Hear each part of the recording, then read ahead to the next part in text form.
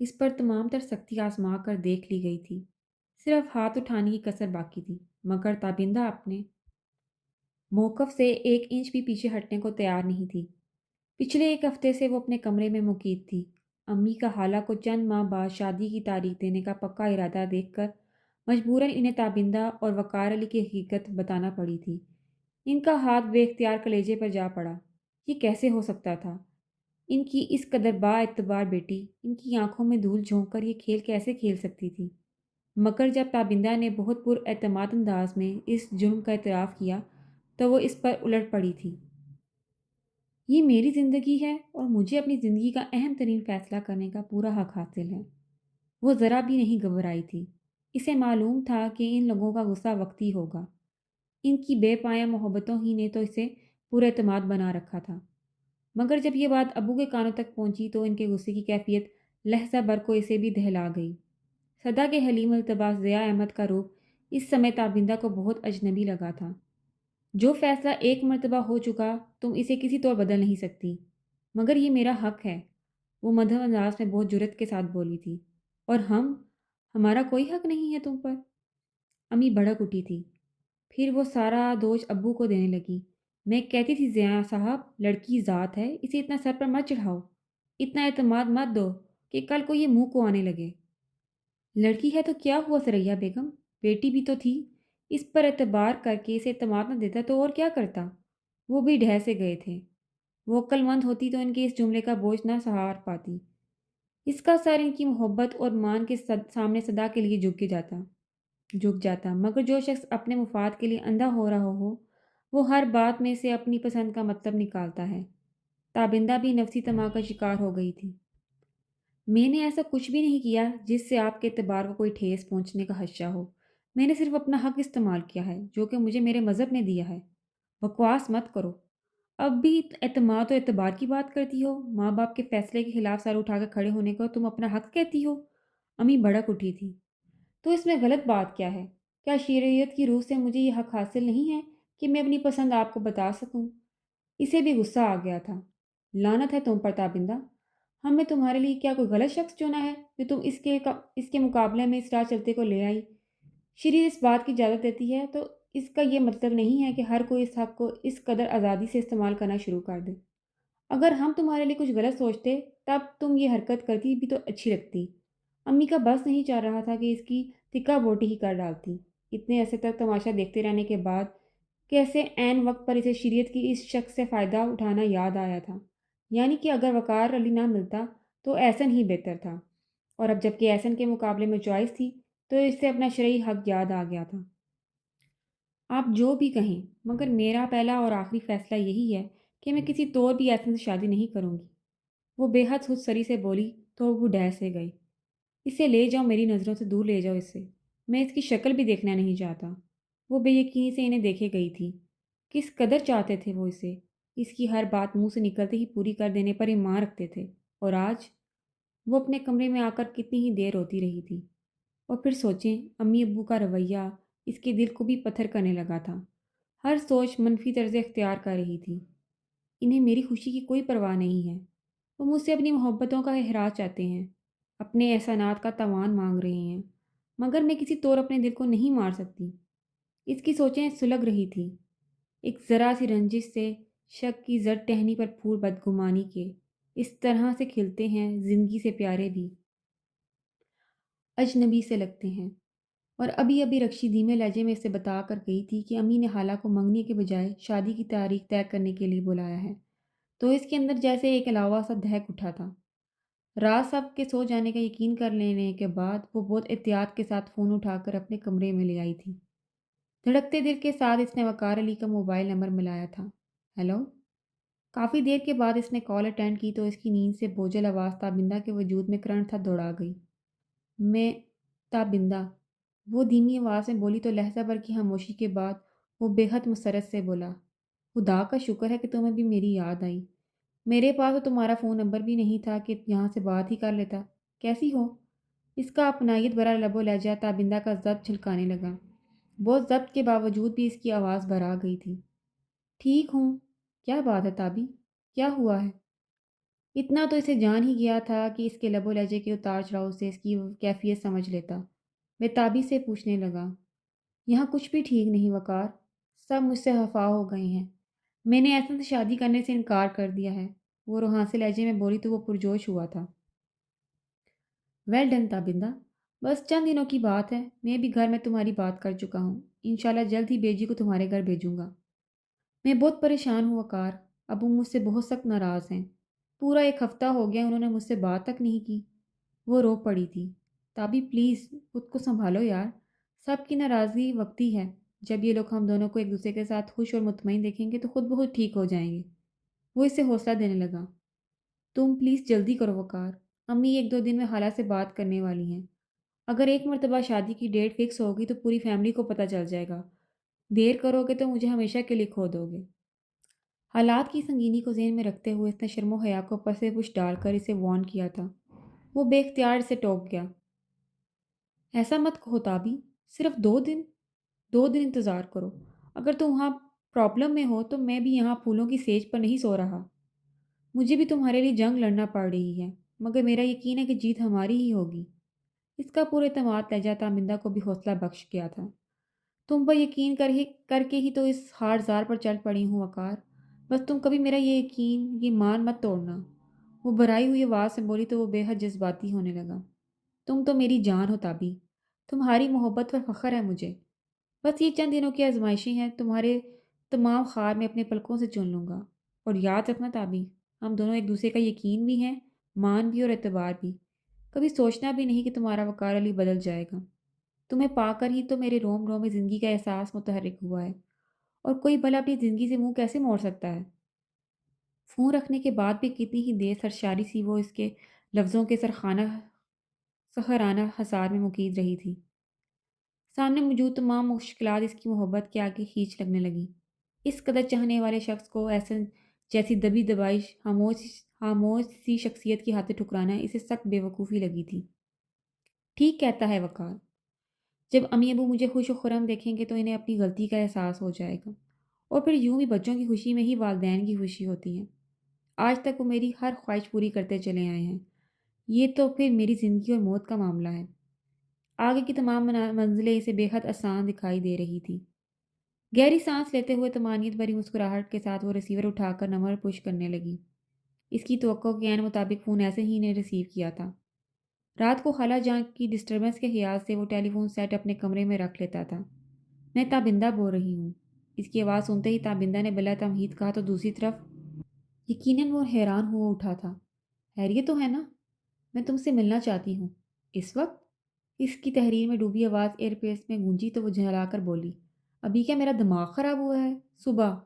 بات کیا ہے تابندہ؟ ابھی کیا فون پر نہیں بتا سکتی؟ وہ الجھن زدہ لہجے میں پوچھ رہا تھا۔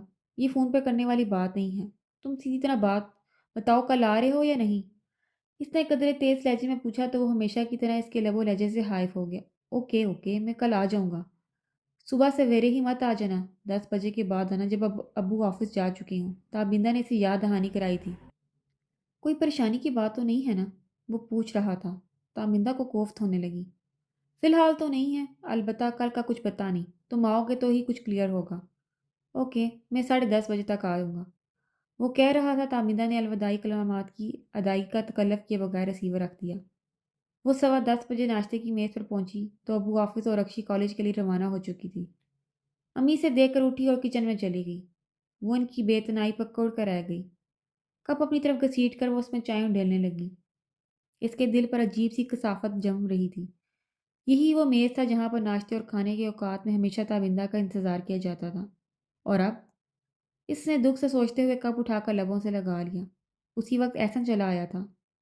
اسے دیکھتے ہی بے اختیار پوچھنے لگا، خیریت تو ہے نا؟ اس نے کن اکھیوں سے کچن کی طرف دیکھتے ہوئے آہستہ آواز میں کہا، یہاں نہیں، کہیں باہر چل کے بات کرتے ہیں۔ تم امی سے اجازت لو، میرا نام مت لینا۔ وہ بے حد الجھ گیا تھا۔ بھلا تامندہ کو کسی کام کے لیے یوں سفارش کرانے کی ضرورت ہی کب پیش آئی تھی؟ اسے تو سب کچھ کرنے کی آزادی تھی۔ بہرحال وہ تابندہ کی حقیقی کے پیش نظر ہمیشہ کی طرح فوراً اس کے حکم کی تکمیل میں اٹھ گیا، تو وہ چائے یوں ہی چھوڑ کر اپنے کمرے میں آ گئی۔ اس کی توقع کے مطابق تھوڑی ہی دیر میں امی اس کے کمرے میں آئی تھی۔ احسن آیا ہے، تمہیں ساتھ لے جانے کا کہہ رہا ہے۔ میں نے اسے اجازت دے دی ہے۔ اب تم ذرا اپنے حواس میں رہنا۔ اس سے کوئی الٹی سیدھی بات کرنے کی کوئی ضرورت نہیں۔ ہو سکتا ہے وہ اس رشتے سے متعلق تمہاری رائے جاننا چاہتا ہو۔ کوئی بھی فیصلہ کرتے ہوئے اپنے والدین کی عزت کو ضرور دھیان میں رکھنا۔ وہ سرد لہجے میں کہہ رہی تھی۔ انہیں اندازہ بھی نہیں تھا کہ احسن بیچارہ تو خود اس کی ایک فون کال پر دوڑا چلا آیا تھا۔ ان کے جواب میں وہ بالکل خاموش رہی تھی، اور اس کی اس خاموشی سے ہی ان کو شاید قدرے مطمئن کر دیا تھا۔ اپنا حلیہ ٹھیک کرو پھر جانا کہیں، وہ کہتی ہوئی چلی گئی تھی۔ تابینہ نے جلدی سے کپڑے تبدیل کیے اور بیگ کھول کر اپنا والٹ چیک کرنے لگی۔ ہو سکتا ہے کہ واپسی پہ پیدل ہی آنا پڑے، وہ بڑبڑائی تھی، پھر اپنی سوچ پر خود ہی ہنس دی۔ رات وکارلی سے ہونے والی بات چیت نے اسے بہت مطمئن کر دیا تھا۔ یوں لگ رہا تھا جیسے منزل بس چند قدموں کے فاصلے پر رہ گئی ہو، اور یہ ایک بہت جان فضا احساس تھا جو اسے اندر تک ہلکا پھلکا کر گیا تھا۔ چلیں؟ اس نے امی کے ساتھ باتوں میں مصروف احسن سے کہا تو وہ فوراً اٹھ گیا۔ امی کی تنبیہی نظریں تابندہ کو بہت اچھی طرح سمجھ میں آ رہی تھیں۔ وہ ان کی طرف توجہ دیے بغیر احسن سے پہلے باہر نکل گئی۔ تم تو جانتے ہی ہو کس قدر زندی ہے یہ۔ بس غلطی ہو گئی، لاڈ پیار نے اسے بگاڑ کر رکھ دیا ہے۔ کچھ الٹا سیدھا بکے تو دھیان مت دینا۔ امی نے دبے لفظوں میں احسن سے کہا تو وہ یوں ہی اس بات میں سر ہلاتا تابندہ کے پیچھے باہر نکل گیا۔ کہاں جانا ہے؟ گاڑی گیٹ سے باہر نکالتے ہی اس نے پوچھا تھا۔ کہیں بھی جہاں اطمینان سے بات ہو سکے، وہ آرام سے بولی تو وہ دل ہی دل میں حیران ہو کر رہ گیا۔ آج تک کبھی تابندہ نے خود سے یوں کہیں چلنے کی بات نہیں کی تھی۔ وہ تو رات اس کا فون پا کر ہی متحرر رہ گیا تھا، اور پھر جس انداز میں تابندہ نے اس سے بات کی تھی، اس نے باقی رات کی نیند آنکھوں سے اڑا کے رکھ دی۔ جانے کس طرح وہ صبح کا انتظار کر پایا تھا، اور صبح اس کے دیے گئے ٹائم سے چند منٹ پہلے ہی وہ اس کے سامنے موجود تھا، اور تب سے اب تک وہ ہر پل اسے حیرت زدہ کر دینے کا تہیہ کیے بیٹھی تھی۔ وہ قیاس کے گھوڑے دوڑاتا ایک اچھے سے ریسٹورینٹ کے سامنے گاڑی پارک کرنے لگا۔ یہاں ٹھیک ہے؟ انجن آف کرتے ہوئے وہ تائید طرف نظروں سے تابندہ کو دیکھ رہا تھا۔ وہ بری طرح چونک گئی۔ ہاں ٹھیک ہے۔ کیا بات ہے تابندہ، پریشان ہو؟ وہ مخصوص مشفقانہ انداز میں پوچھ رہا تھا۔ مجھے کیا ہونا ہے، بالکل ٹھیک ہوں میں، وہ بیزار کن لہجے میں کہتی دروازہ کھول کر نیچے اتر گئی۔ تو ایسا نے بھی اس کی تقلید کی تھی۔ گاڑی لاک کرتا وہ اس کے ساتھ ریسٹورینٹ کے داخلی دروازے کی طرف بڑھ گیا۔ ایئر کنڈیشنڈ ہال میں پرسکون خاموشی چھائی ہوئی تھی۔ نیم تاریک ماحول کی ان کی بہت جاں اثر پیدا کر رہی تھی۔ 4-5 میزوں کے علاوہ ریسٹورینٹ لوگوں سے خالی تھا۔ اس طرف کارنر میں تابندہ نے کہا تو وہ اس کے ساتھ کارنر والی میز پر آ گیا۔ کیا لوگی؟ بیٹھتے ہی وہ پوچھنے لگا تو تابندہ نے سختی سے کہا، میں یہاں تم سے کچھ بات کرنے آئی ہوں اور بس۔ باتیں تو ساری عمر اب ہوتی ہی رہیں گی، تم یوں فرمائش کر کے میرے ساتھ پہلی مرتبہ آئی ہو۔ اچھا، میں تمہارے لیے مینگو شیک منگوا لیتا ہوں، تمہیں بھی پسند ہے؟ احسن کے موڈ میں یہ خوشگوار سی تبدیلی تابندہ نے پہلی بار محسوس کی تھی، مگر اس نے جواب میں کچھ بھی نہیں کہا اور اپنی گود میں رکھے بیگ کے اسٹریپ سے کھیلتی رہی۔ ویٹر کو آرڈر دینے کے بعد وہ میز پر بازو ٹکاتا پوری طرح اس کی طرف متوجہ ہو گیا۔ اب بتاؤ کیا پریشانی تھی جو رات اتنی لیٹ تمہیں میرا خیال آ گیا؟ کتنی بار کہوں احسن، میں پریشان نہیں ہوں، وہ قدرے جھنجھلا کر بولی، مگر وہ بے حد یقین بھرے لہجے میں بولا۔ ابھی تو میں یہ جملہ تمہارے چہرے کو دیکھ کر کہہ رہا ہوں تابندہ، لیکن رات جب فون پر صرف تمہاری آواز سنائی دے رہی تھی تب بھی مجھے بہت اچھی طرح اندازہ ہو گیا تھا کہ تم کسی پرابلم کا شکار ہو۔ اس کے انداز پر تابندہ جذبت ہونے لگی، پھر آستگی سے بولی، تمہارا اندازہ ٹھیک ہے۔ کیا بات ہے؟ وہ بھی متفکر ہونے لگا، مگر تابندہ کے کچھ بولنے سے پہلے ہی ویٹر آ کر آرڈر سرو کرنے لگا تھا۔ اب بتاؤ کیا ہوا ہے؟ ویٹر کے ہٹتے ہی احسن کے صبر کا پیمانہ جیسے لبریز ہونے لگا۔ احسن، بات یہ ہے، اس نے ہچکچاتے ہوئے کہنا شروع کیا، تب اسے احساس ہوا کہ بات سوچنا بہت آسان ہے مگر کسی کے منہ پر کہنا بہت مشکل کام تھا۔ احسن، میں شروع ہی سے اس بات پر یقین رکھتی ہوں کہ خدا نے ہر کسی کے لیے اس کا جیون ساتھی اس دنیا میں اتار رکھا ہے، کسی کو جلد تو کسی کو بدیر، مگر یہ جیون ساتھی ضرور مل جاتے ہیں، اور اگر کبھی کبھار ہم اپنی بیوقوفی یا پھر ناسمجھی میں کسی غلط شخص کو چن لیتے ہیں تو قدرت ایسے وقت میں ہماری مدد کرتی ہے، ہمیں اس انجان راہ سے ہٹا کر ایک ایسا سنگ میل دکھاتی ہے جو ہمیں ہماری منزل تک پہنچانے میں مدد دیتا ہے۔ وہ کہتے ہوئے رکی اور گہری سانس اندر کھینچتے ہوئے اسے دیکھنے لگی۔ کونی میز کی سطح پر ٹکا کر مٹھی ہونٹوں پر جمائے وہ بغور اسے دیکھ اور سن رہا تھا۔ تابندہ سے نظریں چرا کر میز کے وسط میں رکھے خوبصورت کرسٹل کے گلدان کو دیکھنے لگی، جس میں زندگی سے بھرپور سرخ اور سفید گلاب رنگینی بھر رہے تھے۔ وہ مجرمانہ انداز میں پھر سے گویا ہوئی، لیکن اس میں انسان کا کوئی قصور نہیں ہوتا احسن، ہوتا وہی ہے جو لوہے محفوظ پر دستے قدرت لکھ چکا ہے۔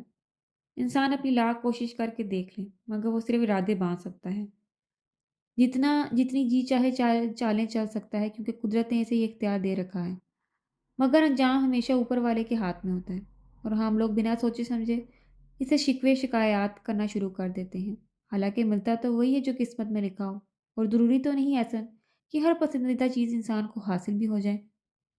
وہ تائید طلب انداز میں اسے دیکھ رہی تھی۔ ہوں، وہ مبہم سے انداز میں بولا، پھر گہری سانس بھر کے یوں ہی یونیورسٹی ریسٹورنٹ میں نگاہ دوڑانے لگا۔ اس کی آنکھوں میں اترتی مطربانہ کیفیت تابندہ کو بہت شدت سے محسوس ہوئی تھی۔ محض کسی کو پا لینا میرے نزدیک محبت نہیں ہوتی اصل۔ محبت میں تو کسی کو دل و جان سے پانا پڑتا ہے، اور جہاں دل میں کسی اور کی تصویر ہو اور نصیب کسی اور سے جڑ جائے تو وہاں صرف تعاون ہی ہوتا ہے، محبت نہیں۔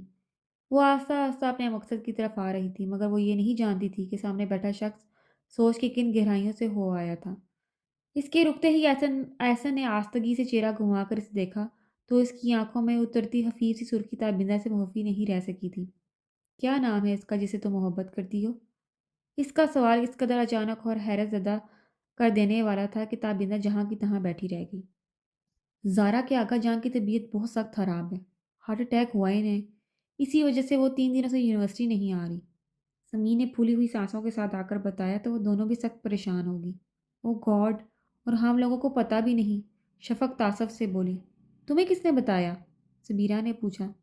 ابھی ایڈی سے پتہ چلا ہے، وہ وہیں تھا سبحان کے ساتھ۔ اس نے کہا تو وہ چپ ہو گئی۔ ہمیں بھی جانا چاہیے وہاں، کون سے ہاسپٹل میں ہے وہ؟ ابھی ایڈی اور فرحان جا رہے ہیں، وہ کہہ رہے تھے اگر ہم لوگ ان کے ساتھ جانا چاہیں تو چلیں، ان کے پاس گاڑی ہے، ہم لوگ خود سے چلے جائیں گے۔ سبیرہ نے سب سے پہلے انکار کیا تھا۔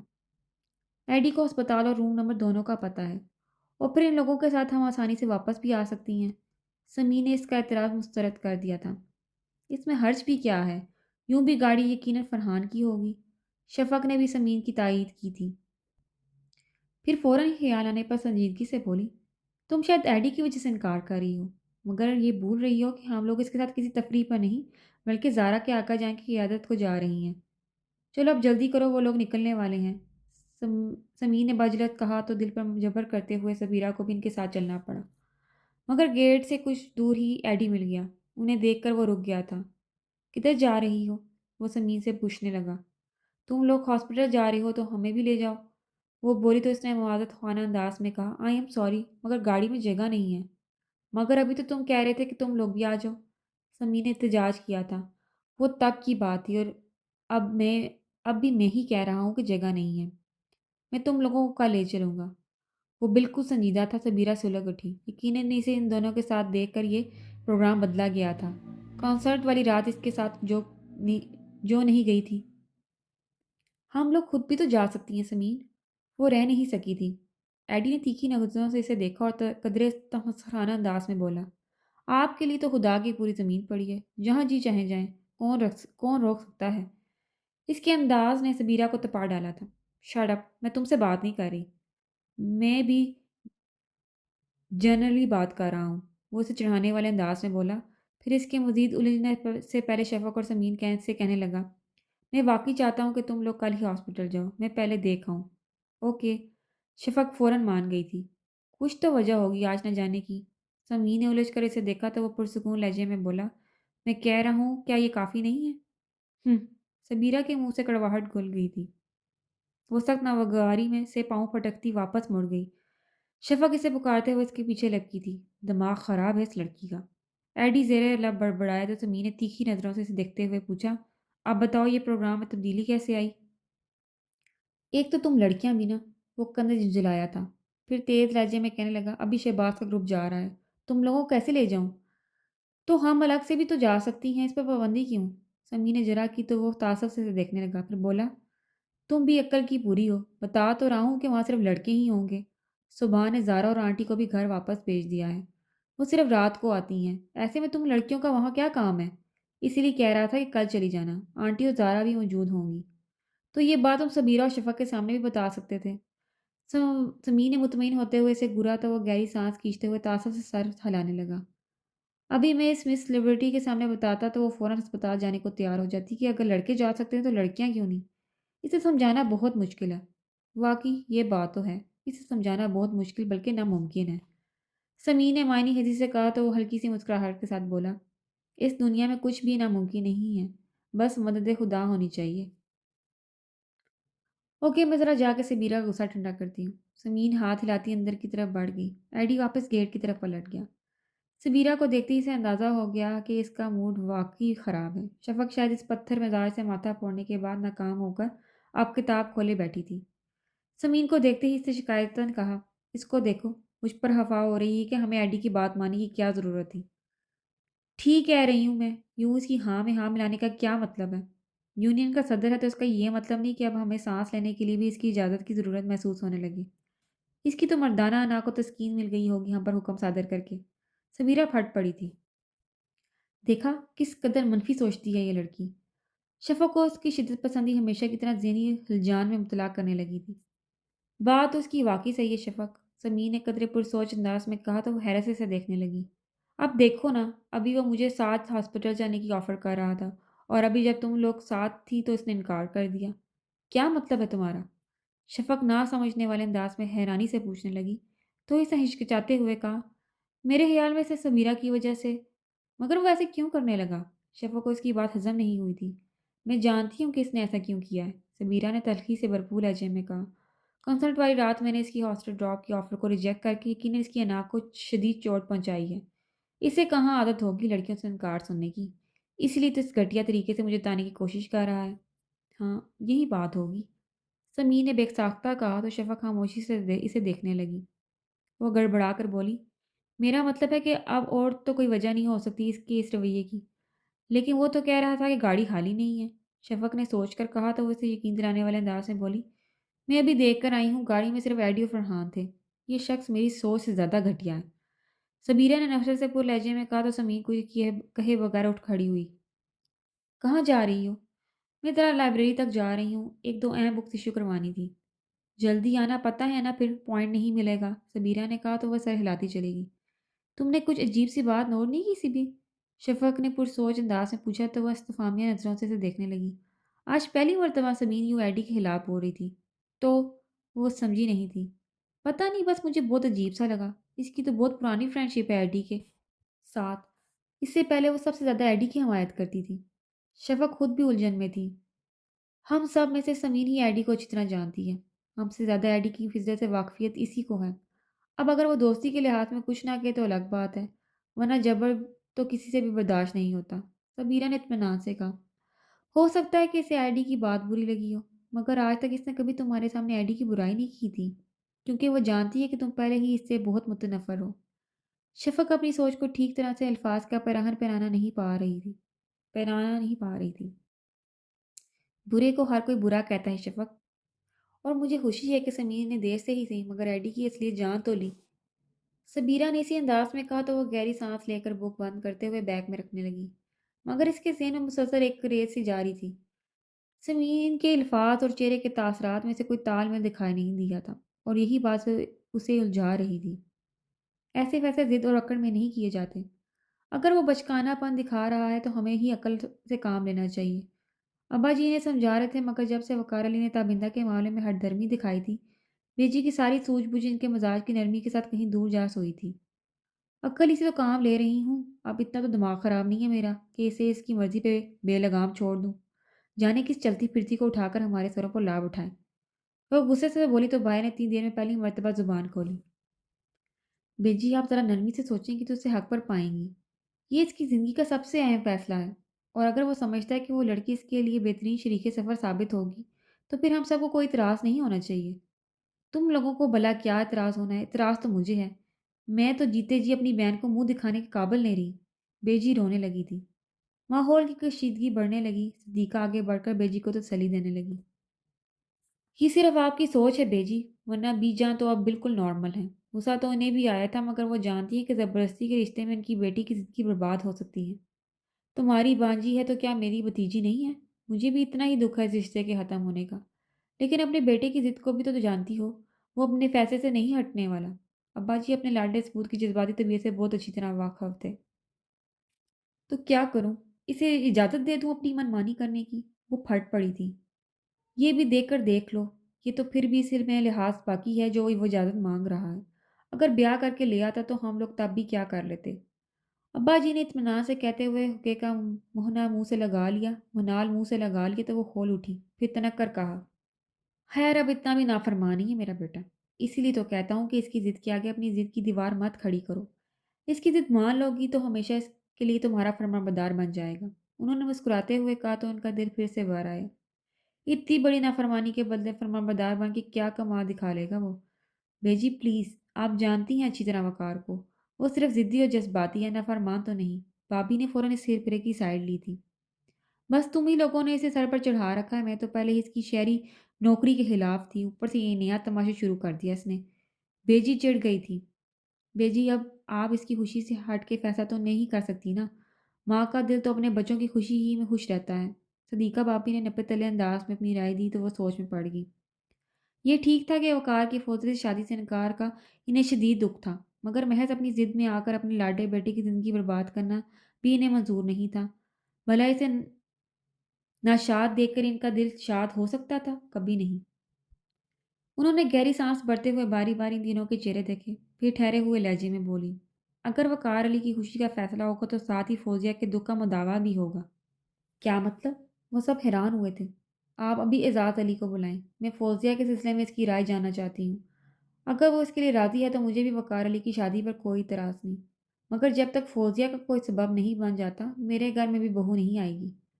बेजी ने बहुत सुकून के साथ फ़ैसला सुना दिया था। वो सब बेबसी से एक-दूसरे की तरफ देख कर रह गए।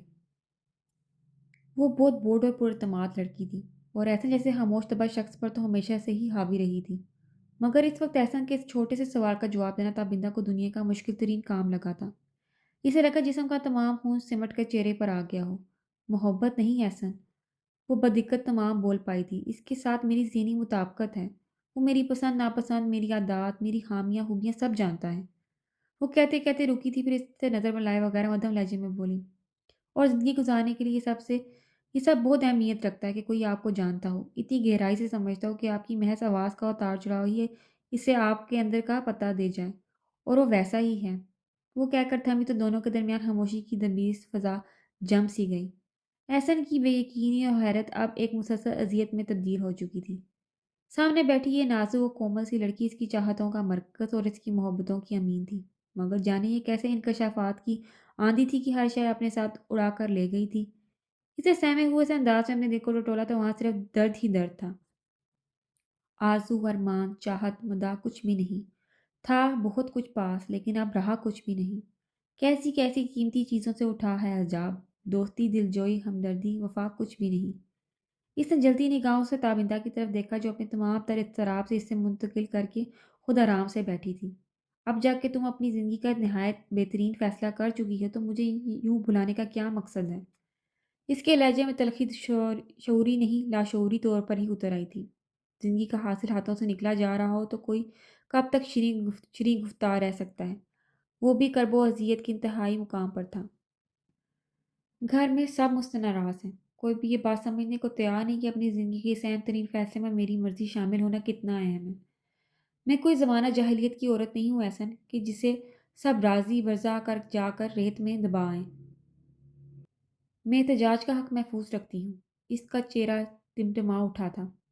ऐसा ने अपने दिल की अज़ीज़ को कुछ और बढ़ता महसूस किया था। इसके साथ इसकी हमसफ़री को वो कैसे करीहा और जाहिलाना रस्म से मिला रही थी।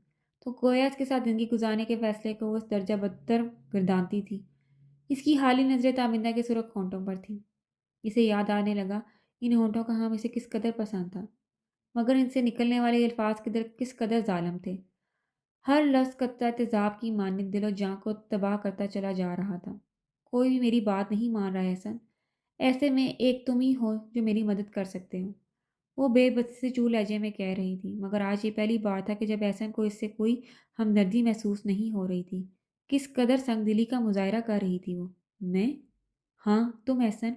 मैं जानती हूँ कि तुम कभी भी मेरा साथ देने से इनकार नहीं करोगे। वो पुरतकीए लहजे में बोली तो इसे इस लतीफ़े पर हँसी आने लगी। इतना जानती हो मुझे? वो अजीब से लहजे में पूछ रहा था। इसकी आँखों से मुर्तरिश टूटती कैफ़ियत ताबिंदा से मुहफ़्फ़ी नहीं थी। मगर इस पल तो वो सिर्फ अपनी दुनिया बचाना चाहती थी। कुछ लम्हों की देर भी सारा खेल उलट सकती थी। इतना तो मैं जानती ही हूँ, इसने नज़र चुराते हुए कहा, फिर मुजरिमाना अंदाज में आस्की से बोली, मैं जानती हूँ कि तुम मेरा साथ ज़रूर दोगे, क्योंकि तुम जानती हो कि मैं तुमसे मोहब्बत करता हूँ। वो यकलखती खुद पर से काबू खो बैठा था। तलखी से भरपूर मगर दबे हुए लहजे में बोला तो लहजा भर ही में हजारों आंधियों का शोर तामिंदा को छूकर गुजर गया। मगर इसे मालूम था कि इस वक्त खुद को संभाले रखना ही सबसे बड़ी कामयाबी था। मैं ऐसा कुछ नहीं जानती ऐसा, इसकी आंखों में आंखें डाल कर देखते हुए तामिंदा ने बहुत मजबूत लहजे में कहा था। मैं सिर्फ इतना जानती हूँ कि तुम शुरू ही से मेरे बहुत अच्छे दोस्त रहे हो, और बस। और बस? इसकी आंखों में हसरत सी थी। ये ज़बरदस्ती के सौदे नहीं होते एहसन। तुम तो खुद मोहब्बत के दावेदार हो। अपने ईमान से बताओ, क्या तुम अपनी मोहब्बत खोने का हौसला रखते हो? वो बेख्तियार कह गई थी। फिर अपनी बात गलत होने का एहसास हुआ तो वो हंसी होने लगी। मैं अपनी मर्जी अपनी खुशी की ज़िंदगी गुजारना चाहती हूँ एहसन। और ज़िंदगी का हुस्न मोहब्बत में छुपा है, कंप्रोमाइज़ में नहीं। तुम मुझसे क्या चाहती हो? अब की बार इसने बहुत ठहरे हुए लहजे में पूछा तो वो लहजा भर हिचकिचाने के बाद आस्की से बोली, मैं चाहती हूँ कि तुम खुद इस रिश्ते से इनकार कर दो। लिहाज़ो मुरव्वत की दीवारें मधूम कर होकर अजनबियत और गैरियत का ढेर बन चुकी थी। एहसन का दिल चाहा इस कठोर और संगदिल लड़की को झंझोड़ कर रख दें, मगर इसकी अना खुद को समेटे रखने की मुतकाजी थी। वो जानता था कि किसी के कदमों में गिरकर दिल तक पहुंचने का मुकाम हासिल नहीं किया जा सकता, और वह जिंदगी भर आईने में खुद से नजरें मिलाकर जिंदा रहना चाहता था। अपने मुकाम से गिरना इसे कतन गवारा नहीं था। तेरी इस अदा से भी हूं मैं आशना, तुझे जिस पर इतना गुरूर है मैं जीऊँगा तेरे बगैर भी। मुझे ज़िंदगी का शऊर है मैं निकल के यूं तेरे दाम से ना गिरूंगा अपने मकाम से। वकार अपनी अम्मी को हमारे घर भेजने वाला है, मगर इससे पहले ये तमाम किस्सा ख़त्म हो जाना चाहिए। मैं चाहे जितना भी इनकार करती रहूँ कोई भी नहीं सुनेगा। अम्मी तो यूं भी एक दो दिन में खाला से बात करने वाली हैं। मैं चाहती हूँ कि तुम इनसे पहले खाला से बात कर लो। कर लोगे ना एहसन? वो आंखों में आंसू भरे मिन्नत भरे लहजे में पूछती, इसके लिए इम्तिहान बनने लगी। बचपन से लेकर आज तक एहसन इसकी कांच की आंख गुड़िया की तरह हिफाजत करता आया था। इसकी आंखों के आंसू हमेशा ही इसका दिल पसीज दिया करते थे। अब भी। हाँ, अब भी। अब जबकि वो हर रिश्ता हर बंधन तोड़े जा रही थी। तुम इनकार कर दोगे ना एहसन? इसके आंसू अब रुखसारों को भिगोने लगे थे। इसने मांगा भी जो हमसे तो जुदाई मांगी, और एक हम थे कि इनकार ना करना आया। इस तरह मुश्किल इस बात में सर हिलाया तो दिल ने पहलू में तजाज करना शुरू कर दिया, मगर कुछ भी तो अपने बस में नहीं था। थैंक यू ऐसे, थैंक यू वेरी मच। वो यखलत थी, शबनम में धुले पत्ते की तरह खिल उठी थी। तुम अब जाओ ताबिंदा। इसका चेहरा बिल्कुल सफ़ेद हो रहा था और आवाज़ किसी भी तासर से खाली थी। वो चौंक कर इसे देखने लगी। आई एम सॉरी, मैं तुम्हें ड्रॉप करने नहीं जाऊँगा, तुम जाओ। वो इसी बेतासर लहजे में कह रहा था। ताबिंदा खामोशी से अपना बैग संभालती उठ गई। एहसन की हसरत भरी निगाहें ताहद्दे निगाह इसका पीछा किया था। तो आज ये बाप ही खत्म हुआ एहसन मलिक। इसका दिल कतरा कतरा पिघलने लगा था। वो ड्रामा देखकर कॉमन रूम से आई तो सुबीरा अभी तक नोट सामने रखे सर खपा रही थी। तुम पर भी शफ़क़ का असर होता जा रहा है। हर वक्त किताबों की दुनिया में खोई रहती हो। समीर ने अपने बिस्तर पर गिरते हुए इस पर चोट की थी। तुम देख आई अपना ढांसू सा ड्रामा। सबीरा ने इसके अल्फाज दोहराए तो वह जैसे आंखें मूंदे फिर से इन्हीं मनाजर में खो गई। उफ यार, क्या रोमांटिक ड्रामा है। इस कदर नेचुरल एक्टिंग है कि हाय। इसकी सर दाब पर सबीरा को हंसी आ गई। एक्टिंग थी तो फिर नेचुरल कैसे हुई? और अगर नेचुरल होती तो तुम इसे एक्टिंग तो नहीं कहती। उफ, समीर ने इससे घूरा था। एक तो तुम्हारा दिमाग बहुत तेज है। अगर ये तारीफ है तो शुक्रिया। वो नोट समेटते हुए मुस्कुरा रही थी। बहुत खुश हो रही हो दोस्त का दिल जलाकर, समीर ने शिकवा कुनान अंदाज में कहा। ऐसा कभी सोचना भी मत समीर। सबीरा ने फौरन से टोक दिया। मेरे लिए दोस्ती बहुत कीमती और अनमोल रिश्ता है। दुनिया में एक मेरी माँ है और इसके बाद तुम तीनों। और तुम्हारे अबू? समीर इस बारे में सिर्फ इसकी ज़ात की हद तक मैं जानती थी। शफ़क़ और ज़ारा तो इसकी कॉलेज फेलो भी रह चुकी थी, जबकि समीर से इसकी दोस्ती यूनिवर्सिटी में आकर हुई थी। इसके सवाल पर सबीरा का चेहरा तारीख पड़ गया। वो जर्मनी में होते हैं। दरअसल तुमने कभी इनका ज़िक्र ही नहीं किया ना, इसलिए मेरे भी कभी ज़हन में नहीं आया कि इनसे मुतल्लिक़ पूछूं। वैसे इनकी नेचर कैसी है? तुम्हारी अम्मी तो बहुत स्वीट और ग्रेसफुल पर्सनैलिटी है। समीर इश्तियाक से पूछ रही थी। इसका हला खुश्क होने लगा। ये मौजू कोई इसके दिल से पूछता कि ये मौजू उसकी ज़ात को कैसे लम्हों भर में बिखेर देता था। वो जो खुद को इस कदर मजबूत बनाए फिरती थी, ये एक सवाल इसकी प्रत्यें उतारता चला जाता था। اور اندر سے ایک ننھی اور سہمی ہوئی سی تشنا لب سبیرہ نکل آتی جو ہمیشہ باپ کی شفقت کے لیے ترستی رہی تھی۔ ایکچولی ہمارا ان سے کوئی رابطہ نہیں ہے۔ خود کو سنبھالتے ہوئے وہ عام سے انداز میں بولی تو زمین کو ایک جھٹکا سا لگا۔ کیا مطلب؟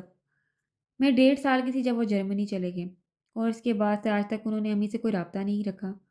وہ زخمی مسکراہٹ کے ساتھ کہہ رہی تھی۔ زمین کی آنکھوں میں تاثر اتر آیا۔ اور باقی رشتہ دار تمہارے دادا وغیرہ؟ جب باپ ہی اپنا نہیں ہو سکا تو باقی رشتے کیا معنی رکھتے تھے؟ امی مجھے وہاں سے لے آئی۔ اور تمہارے ننیال والے؟ امی کہتی ہیں کہ خدا نے یہ سارے رشتے ہماری خاطر بنائے ہی نہیں ہیں، بس خدا کی زمین پر وہ میرے لیے اور میں ان کے لیے ہوں، اور بس۔ اس کا دل بوجھل ہونے لگا تھا۔ کہیں مردوں کے خلاف اٹھ کھڑے ہونے کی یہی وجہ تو نہیں سبھی؟ سمی نے بے ساختہ پوچھا تو وہ حیرت سے اسے دیکھنے لگی۔ تو اس میں کیا برائی ہے سمی؟ برائی تو نہیں، اور پھر ویسے بھی جو کچھ تمہارے ابو نے کیا اس کے جواب میں تمہاری امی کا حوصلہ کمال کا ہے۔ نہ صرف تمہاری بہترین پرورش کی بلکہ معاشرے میں بھی اپنا ایک مقام بنایا ہے۔ یہی تو میں کہتی ہوں کہ مرد کو عورت کی لاٹھی تصور نہ کیا جائے کہ اس کے بغیر وہ چلنے پھرنے سے بھی معذور ہو جائے۔ اس معاشرے میں عورت کا بھی ایک مقام ہے جو کہ اسے ملنا چاہیے، اور اگر نہ ملے تو خود عورت کو اس کے حق کے لیے آواز اٹھانی چاہیے۔ سبیرہ کا چہرہ ٹمٹما اٹھا تھا۔ مگر یہاں کون سمجھتا ہے سبھی؟ اب چھوٹی سی مثال ایڈی ہی کی لے لو۔ ہر فیلڈ میں اسے مرد ہونے کی وجہ سے برتری حاصل ہے، تبھی کامیاب ہو جاتا ہے۔ سمین نے اس کی تائید کی تھی۔ جیسے اس کے خیالات ہیں نا، اس کا بس چلے تو عورت کے ہاتھ پاؤں باندھ کر گھر کے ایک کونے میں ڈال دے اور خود پوری دنیا میں عیاشی کرتا پھرے۔ سبیرہ کو ایڈی کی آج صبح والی حرکت یاد کر کے اس پھر سے غصہ آنے لگا تھا۔ پھر تلخی سے بولی، پردے میں رکھ کر عورتوں کو تمام آزادی دینے کی بات کرتا ہے، یہ نہیں سمجھتا کہ پردہ ہی تو آزادی کی راہ میں سب سے بڑی رکاوٹ ہے۔ اب کون قبول کرتا ہے کہ کوئی لڑکی پائلٹ، انجینئر یا بینکر ہو اور وہ پردہ کیے بیٹھی ہو؟ خود اس کے گھر کی عورتیں انہوں نے تو اسکول کی شکل بھی نہیں دیکھی۔ اس کی دونوں بہنیں جاہل گوار ہیں۔ زمین کی انکشاف اور بے یقینی سے اسے دیکھنے لگی۔ ہر چند کہ وہ ایڈی سے متعلق ایسے ہی سوچتی تھی، مگر بظاہر اس قدر پالش دکھائی دینے والا شخص واقعی اپنے افکار اور نظریات کا اس قدر پکا ہوگا، یہ کبھی اس کے ذہن میں نہیں آیا تھا۔ گھروں سے قدم باہر نکالنے کی بھی اجازت نہیں ہے انہیں۔ میرا تو کئی بار ایڈی سے اس بات پر جھگڑا ہو چکا ہے، مگر ان لوگوں کو عورت کو بے زبان جانور سمجھنے کی عادت پڑ چکی ہے۔ سمین نے تعصب سے کہا تو وہ جوش سے بولی، ان لوگوں کو اپنے حق کے لیے آواز اٹھانی چاہیے سمین۔ دنیا کی کوئی عدالت انہیں ان کے بنیادی حقوق غصب کرنے کی اجازت نہیں دے سکتی۔ کیا فائدہ سبیرہ؟ اپنے حق کے لیے تو آواز اٹھا کر وہ کر بھی کیا لیں گی؟ ان پڑھ اور جاہل لڑکیاں نہ کہیں جاب کر سکتی ہیں، نہ بھائیوں نے دولت مند ہونے کے ذمہ انہیں کوئی ہنر سیکھنے دیا ہے۔ سمی نے گہری سانس بھری تھی۔ مائی گاڈ، یقین نہیں آتا کہ ایک شخص جو خود ایک مرتبہ پولیٹیکل سائنس میں ماسٹرز کرنے کے بعد اب انگلش لٹریچر میں ماسٹرز کی ڈگری حاصل کرنے والا ہے، اس قدر تنگ ذہن اور نظر کا مالک ہو سکتا ہے۔ سبیرہ ججری سی لے کر رہ گئی۔ آج پہلی مرتبہ سمی نے آئی ڈی کے متعلق اس قدر تفصیل سے بتایا تھا، اور یہ سب کس قدر بھیانک تھا۔ ایسے لوگوں کو گفتار کا غازی کہا جاتا ہے مائی ڈیئر، یہ صرف لفظی آزادی کے قائل ہوتے ہیں۔ اب دیکھا نہیں تمہارے کس قدر خلاف ہے وہ۔ اگر تم کنسرٹ والی رات اس کی آفر قبول کر لیتی تو آج بھی بخوشی ہمیں ساتھ لے جاتا۔ سمی نے کہا تو وہ تنفر سے پر لہجے میں بولی، میں اس جیسی گھٹیا ذہنیت کے لوگوں سے بات بھی کرنا پسند نہیں کرتی۔ اس کی آفر قبول کرنا تو بہت دور کی بات ہے، اور اگر وہ میرے خلاف ہے تو میں بھی اس سے نفرت کرتی ہوں۔ چلو اب دفع کرو اس فضول موضوع کو۔ سمی نے اچانک یہ موضوع بدل دیا تھا۔ میں نے زارا کے گھر فون کیا تھا، وہ کہہ رہی تھی کہ اب آغا جان بہت بہتر ہیں، اور یہ بھی کہ کل ہم ہاسپٹل جانے کے بجائے سیدھے اس کے گھر چلی جائیں۔ آنٹی اور وہ گھر پر ہی ہیں۔ یہ تو اچھا ہو گیا۔ سبیرہ نے اطمینان کی سانس لی تھی۔ وہ تھوڑی پریشان بھی تھی۔ سمی نے کہا تو وہ استفہامی نظروں سے اسے دیکھنے لگی۔ اسے نہ لا علمی کے اظہار کے طور پر شانے چکائے تھے۔